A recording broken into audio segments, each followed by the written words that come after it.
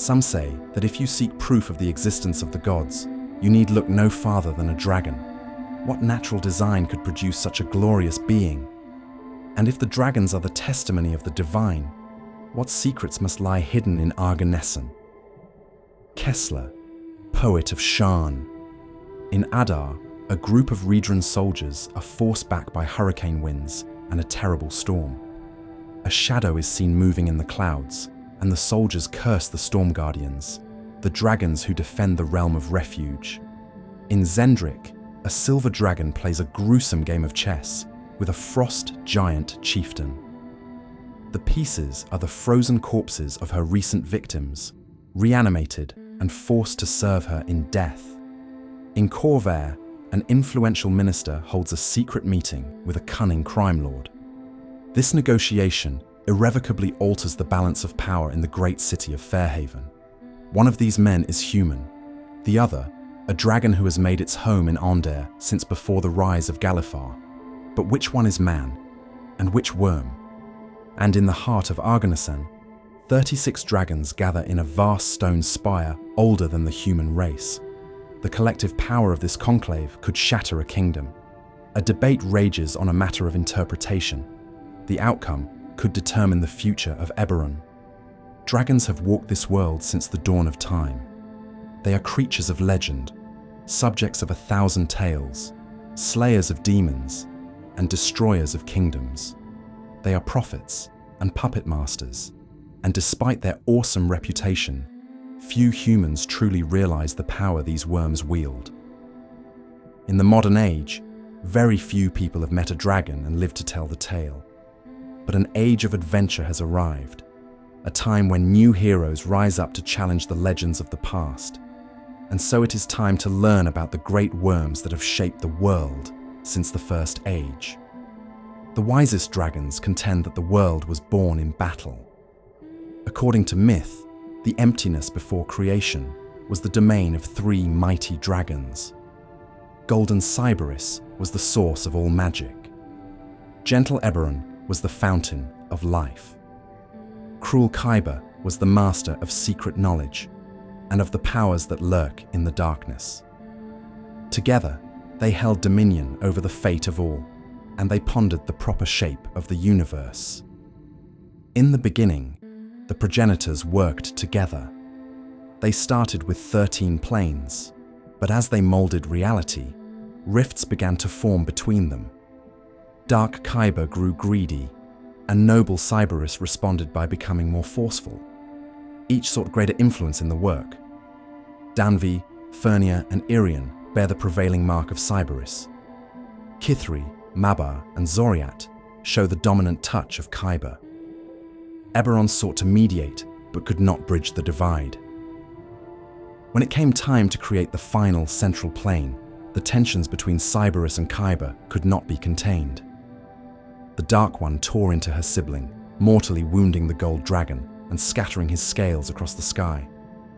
Although not powerful enough to defeat her, Eberron knew that Kyber could not be allowed to benefit from her deeds. The Gentle One refused to fight Kyber with claw and tooth. Instead, Eberron embraced her, trapping Kyber within her smothering coils. Eberron called on the powers of life, giving birth to soil, tree, and ocean, and transformed herself into a living prison that Kyber could never escape. Thus, Eberron became the world on which all life grew. To this day, she nurtures and sustains all. Cyberus's remains became the ring around the world. His scattered scales became the stars.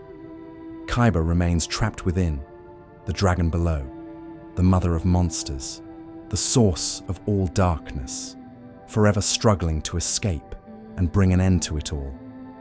In the wake of the battle of the progenitors, life emerged on the new world.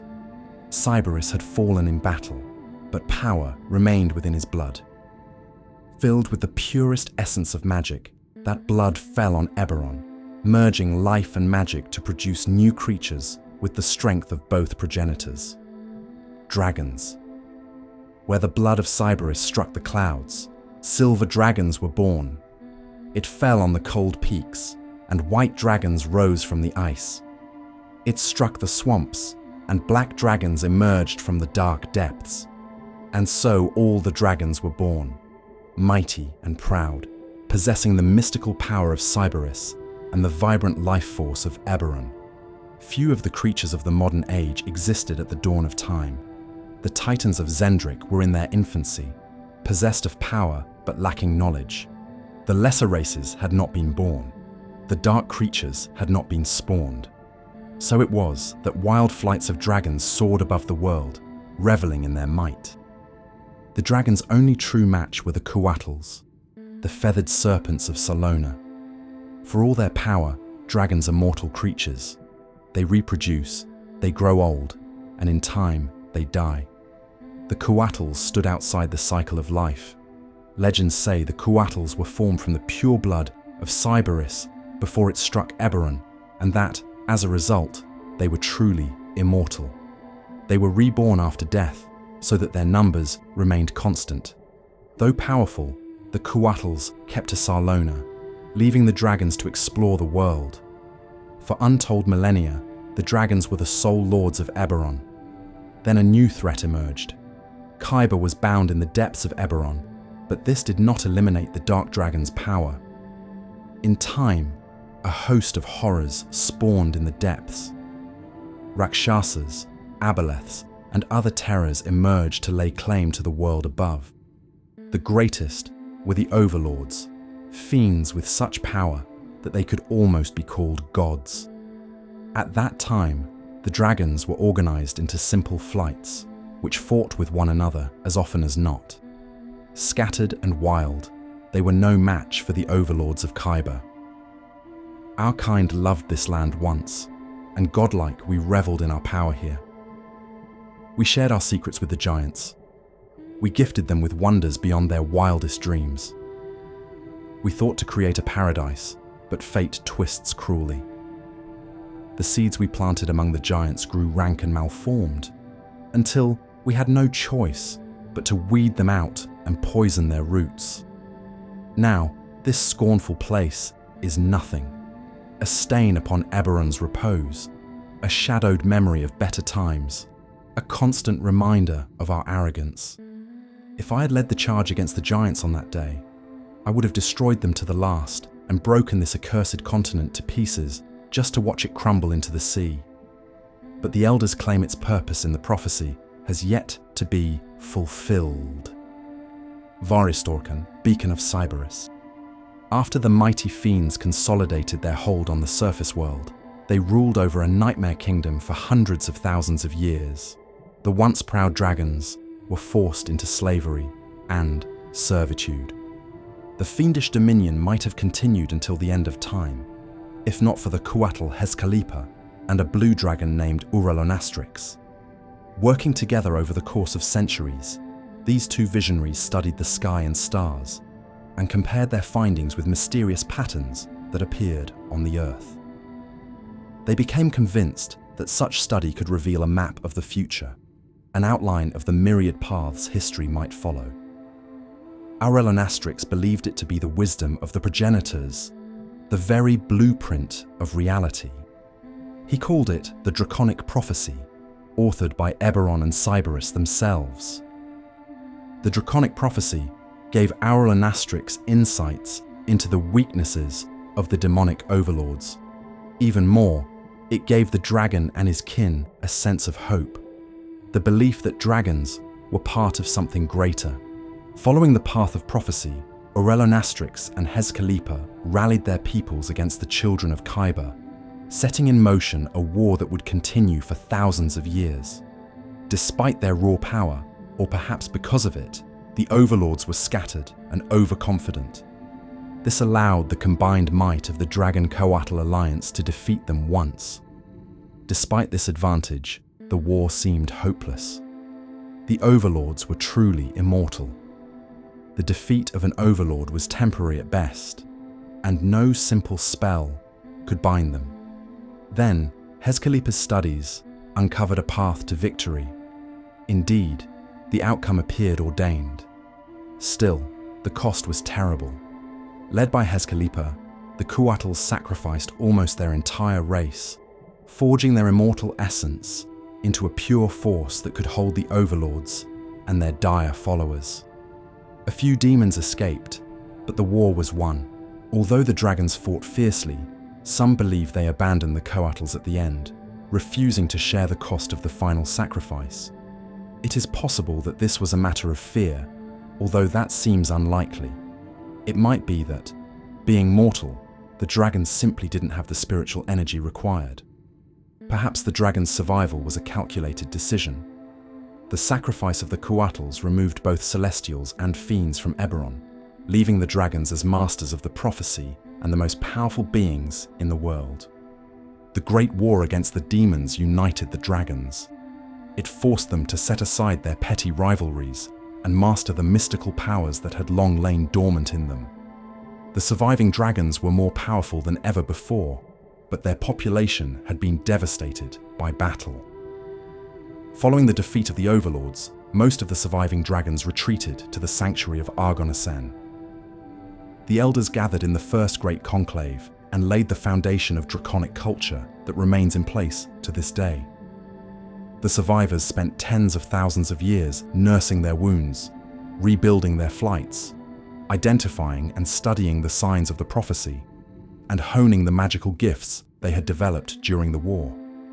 In time, some began to look beyond Argonasen and to explore the lands they rediscovered. 60,000 years ago, the dragons began spreading across Eberron again. They found dozens of growing civilizations, kingdoms of giants and titans in Xen'drik, primitive clans of dwarves in Frostfell, nomadic groups of shifters in Sarlona, and nascent goblins in Corvair. Some merely wished to study the lesser creatures. A few came as mentors, foremost among them the descendants of Uralonastrix. These dragons shared the secrets of magic with giants, curious to see what innovations these promising creatures might develop. But the bulk of the dragons chose the path of conquest. Flights of dragons carved out dominions across the world. For most of the dragons, it began as a game, one with a high cost in life among non-dragons. In time, however, the struggle turned dragon against dragon. Friendly rivalries became bitter. The blood of dragons flowed. And as the troubles spread, the daughters of Khyber stirred in the pit of 5 sorrows. Hundreds of dragons fell under her sway, and the spawn of Tiamat rose from tainted broods. Given time to spread, this corruption could have destroyed Argonasen. Fortunately for the dragons, the watchful eyes of Chronepsis were able to identify the tainted dragons, and the militant light of Cyberus brought an end to the corruption. The conclave gathered at a massive natural eyrie in the heart of Argonasen. There, the students of the Draconic Prophecy presented their findings. To this day, the records of this gathering remain privileged information, even within Argonasen, shared only with respected and powerful elders. Most dragons believe that the seers linked Tiamat's rising power to the spread of draconic activity across the globe, opening that the influence of the Dragon Lords in turn empowered the daughter of Khyber. One fact is known. Following the council, the conclave called on the scattered dragons to return to Argonasen. The age of draconic expansion was at an end. Explorers in Xen'drik, Kubara, or Adar might stumble across a weathered statue or faded image scratched into a cavern wall. But the dragons left few traces of their dominion, with one exception. The giants of Xen'drik were the most advanced non-dragons of the age, and they had learned much in their interactions with the dragons. Those who worked with Uralonastrix's students used draconic magic to carve out empires and dominate their continent. The arcane arts spread, and soon the giants began to explore new approaches to magic. As powerful as they were, the dragons remained in tradition, and certain paths they refused to tread. The giants of long-dead empires, such as the Kulsa Empire and the Group of 11, had no such qualms. Their exploration of blood magic and other dark arts diverged wildly from the codified teachings of Uralonastrix. Nonetheless, the dragons remained uninvolved. The elders of many flights studied the Draconic Prophecy, but agreed that it was best not to manipulate its outcome. They simply traced its myriad paths and watched as fate chose its course. Then the quarry came to Xen'drik. The motivation for this extraplanar incursion remains a mystery, but the giant records portray the quarry simply as ruthless invaders. Other evidence suggests that the quarry merely sought refuge from a disaster on their own plane, or even retaliation against acts of aggression instigated by the lords of Xen'drik. Whatever the root of the war, it was a struggle that lasted for centuries. Powerful mystical and psionic forces were unleashed by both sides, and in time, nearly all the arcane knowledge the giants possessed was turned to the war effort. In Argonessen, students of the Draconic Prophecy warned that this struggle could shake the planes themselves, but the Conclave insisted that the dragons stand aloof. The outcome is known to any student of history.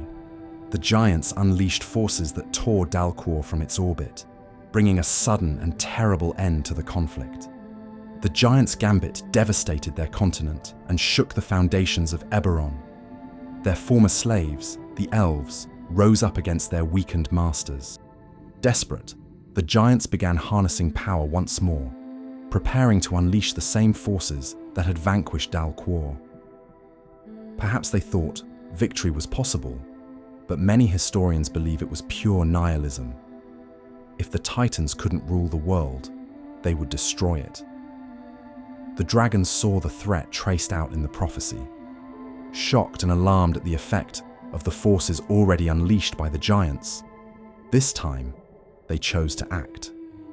A scaled army poured forth from Argonessen, with flights of all colours, led by the militant worms of the Light of Cyberus. The conflict was brutal, and its outcome never in doubt. The dragons had no interest in holding territory. They made no effort to avoid civilian casualties. They brought fire, fang, and epic magic to bear in the most destructive ways imaginable.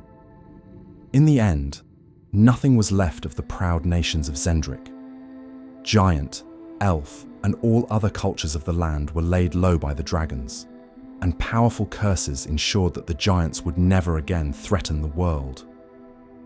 Their mission accomplished, the dragons returned to Argonessen to brood.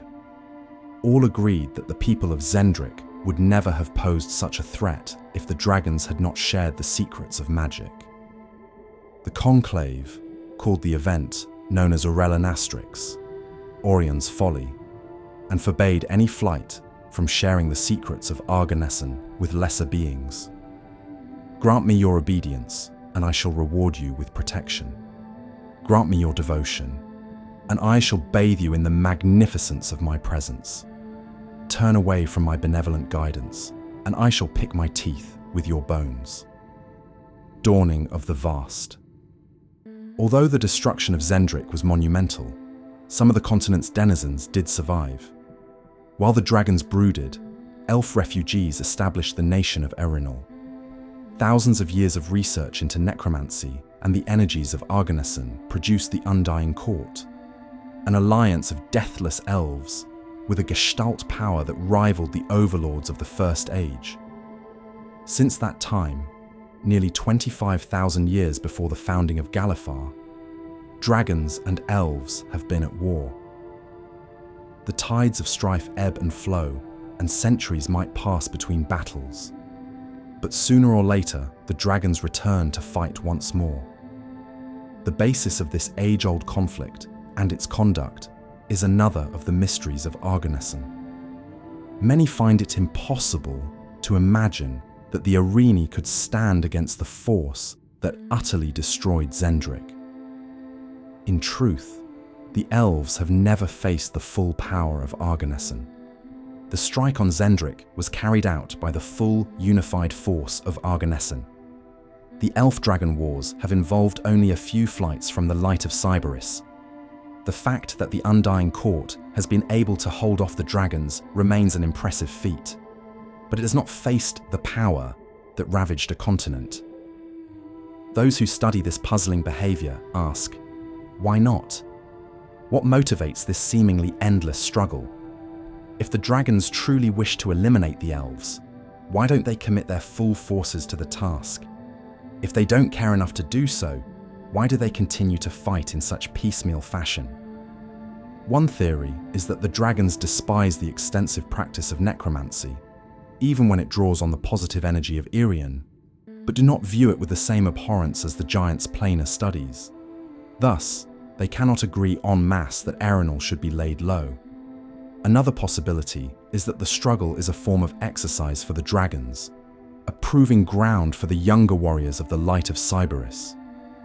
Conversely, it might be that the wars are fought to test the elves and harden them for some future conflict, just as a soldier will sharpen his blade in preparation for battles to come. The dragons might be unwilling to share the secrets of their power with lesser races, but they can still push the lower creatures to reach their full potential. The long struggle with the dragons has certainly forced the Arini wizards and Ternodal warriors to master the arts of war and magic. The Lords of Argonessen offer no explanations for their actions, nor do they negotiate. Only 2 instances of elves and dragons working side by side are known, and both involve the noble line of the House of Volo. Following the appearance of the Mark of Death, a number of green dragons began working with the line of Vol. This alliance produced the half-green dragon, Erandis. Allies of Vol claim that this was intended to forge a bond between the 2 races and bring an end to the wars. Others believe that the Emerald Dragons sought to gain control of the Mark of Death through their half-dragon offspring. In the end, Erandis de Vol did unite Arenal and Argonessen in a quest to eradicate the line of Vola. But this alliance was short-lived and involved minimal communication between allies. Once the House of Vol fell into shadow, the dragons returned to Argonessen, and in a few centuries, the cycle of war began anew. Throughout time, rogue dragons have pursued their own agendas and dreams. Still, in the aftermath of Orion's folly and the destruction of Xen'drik, few dared to share the secrets of Argonessen with lesser creatures. One such rebel was the Emerald Claw, father of Erandis de Vol, and it destroyed him. A more well-regarded rogue was Varak, the black dragon who trained the first gatekeepers and brought the secrets of druidic magic to Corvair. A true child of Eberron, Varak foresaw a disaster that would wound the world itself. The Conclave had no interest in this struggle. Just as the dragons had stood aside while the giants of Xen'drik battled Dalquor, the elders of the Conclave told Varak that they would act when a clear threat to Argonessen existed, and not before. Frustrated, Varak abandoned her elders and her flight, traveled across the world, and began training humanoids and other creatures in the use of natural magic. Although she is best known for teaching the orcs of the west coast of Corvair, Varak had other students. Some Areni druids attribute their skill to the teachings of the Ebon Mother, and lizard folk boast gatekeepers in Kubara and Xen'drik. Varak stayed in the Shadow Marches for less than a century, and her final fate is unknown. Perhaps she lived out her final days in humanoid form, moving among her students and hiding from the angry eyes of Chronepsis. Perhaps she descended to Khyber to teach the Derro and other denizens of the deep. Some say that she returned to Argonessen, that her act of rebellion was actually a carefully calculated move on behalf of the Conclave. If so, it could be that the dragons subtly planned and implemented both the destruction of the Dakani Empire and the defeat of the Dalkir. Of course, it's possible that the Zoriat incursion was not the threat Varak foresaw. If this is the case, what monumental danger still lies ahead? The prophecy is constantly evolving. As the actions of the present open new paths to the future, these routes are revealed in stone and storm, in the convergent motions of moon and plain. A few thousand years ago, within the estimated lifespan of a gold dragon, the prophecy revealed itself in a new form: Dragonmarks. Traced across the flesh of a number of the lesser races, these sigils are more than a source of mystic power. To a student of the Draconic Prophecy, the actions of the Dragonmarked provide insight into the paths of the prophecy, much as a lesser augur might read hints of the future in the movements of birds. The appearance of the Dragonmarks sent shockwaves across Argonessen. Why were the marks appearing on humanoids instead of the far more ancient and noble dragons? Would this give humanoids the power to shift the path of the prophecy? Some declared that this transition from stone to short-lived flesh was a sign that the prophecy was nearing its end, an end that would herald the death of Eberron and the birth of a new reality.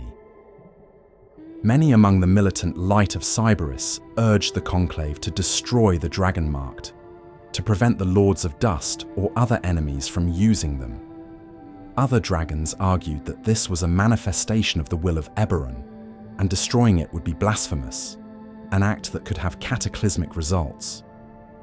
While the Conclave considered, a new voice was heard in the tumult. Young dragons of all colours challenged the passive philosophy of their elders. The world was changing. This new age called for direct observation and, when necessary, manipulation of the lesser beings. After long debate, the Conclave agreed to give the members of this new movement a chance to explore their theories. Stern warnings were issued about empowering Tiamat, however, and a set of guidelines limiting involvement was drafted, freed, at least in part, from the restrictions that branded Varrock and others anathema. The younger dragons formed the territory known as the Tapestry in Argonessen. A select few were chosen to travel across the world to monitor the Dragonmarked, to search for other signs of the prophecy, and to oppose the Lords of Dust and others who worked against the interests of Argonessen. This group is known as Kalamaksa, the Chamber. Over the course of the last 3,000 years, the Chamber has spread across Eberron. Its agents are concentrated in Corvair, since this is the centre of the Dragonmarked, a stronghold of the Lords of Dust, and the nexus for events involving the prophecy. Many dragons are still dubious about the mission of the Chamber, and the eyes of Chronepsis are always ready to eliminate any agent of the Chamber who goes too far. It is a dangerous life, but those who serve the Chamber are shaping the future of Eberron. Some say that if you seek proof of the existence of the gods, you need look no farther than a dragon. What natural design could produce such a glorious being? And if the dragons are the testimony of the divine, what secrets must lie hidden in Argonessen?